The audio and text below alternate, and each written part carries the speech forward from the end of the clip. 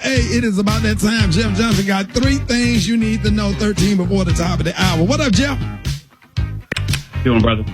Man, bless this morning, man. Thank you for coming on, man. I know you got a lot of stuff. Man, listen, you know what? I actually just have one thing I want to read, and it really is just in response to just check this out, man.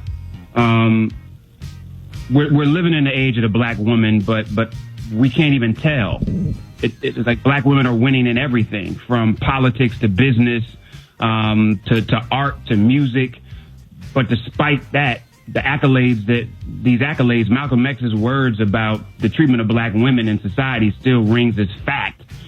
And that is that the black woman is the most disrespected and unprotected and neglected person in America.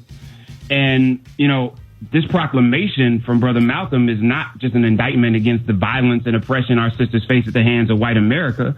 It's an indictment of us as black men and our failure to adequately stand up, speak out, show up, and fight for black women. I'm talking about partnership, not patriarchy. As black men, many of us were raised by black women who had to do it all. They seemed to proficiently and comfortably fill the role of superwomen personas that stripped them of humanity.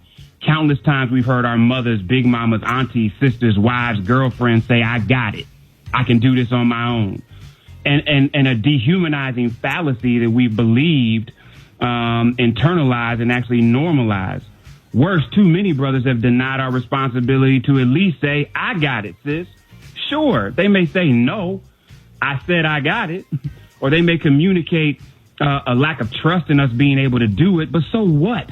At least we will have seen our mothers and heard our wives and stood up for our sisters. Support our sisters and be brave enough to let them tell us if they want to accept it or not. Along the way, many of us have stopped serving, loving, defending black women, not because they need it, but because we want to. And so black women continue to be the least protected women in existence. And while they watch us, watch them love and defend us because they want to and because we need it. I know I got a responsibility as somebody raised and supported by black women to do more. My mother, my grandmothers, my aunts, my auntie, my wife, my daughters deserve more from me. And so, Rick, listen, I just want to say this. We should position ourselves to be available to our sisters as they see fit. We can start by promising to shield our sisters. And hear what I'm saying. To stand as a shield against the forces of white supremacy, antiquated masculinity, and our culture that undervalues and dehumanizes them. A shield is not a tool used by the warrior a shield is only a tool that's used by the warrior who chooses to use it, not a mechanism of control.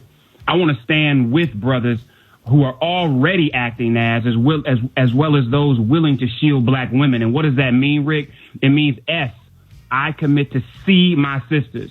H, hear my sisters. I commit to inform myself and my brothers about our sisters. E, to engage my brothers with support and accountability to ensure that a culture that honors our sisters is nourished and thriving in us. L, I commit to love my sisters without condition. D, I commit to defend my sisters from the world as they have attempted to do for me.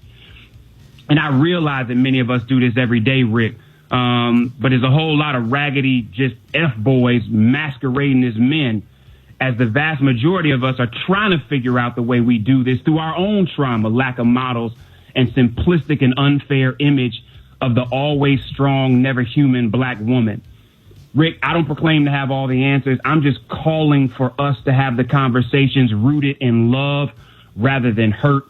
And I hope that we can do that, because if we don't do it now, Rick, we can elect anybody to office. But if we aren't standing with our sisters, it doesn't matter who's in the White House. Y'all, right. I hope that y'all hear me. I hope that you receive it in love. Check me out at menthrive.com, where you can read this whole letter to sisters that I wrote and to brothers. And that's what I got for you today, Rick. That was just on my heart.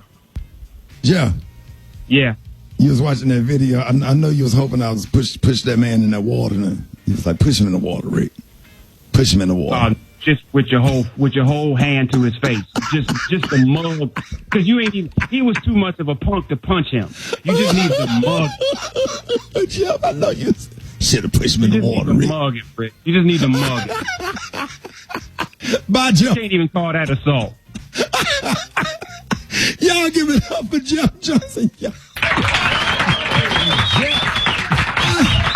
right, Jeff. I got songs that stay in your head all day. Coming up next, Rickey Smiley Morning Show.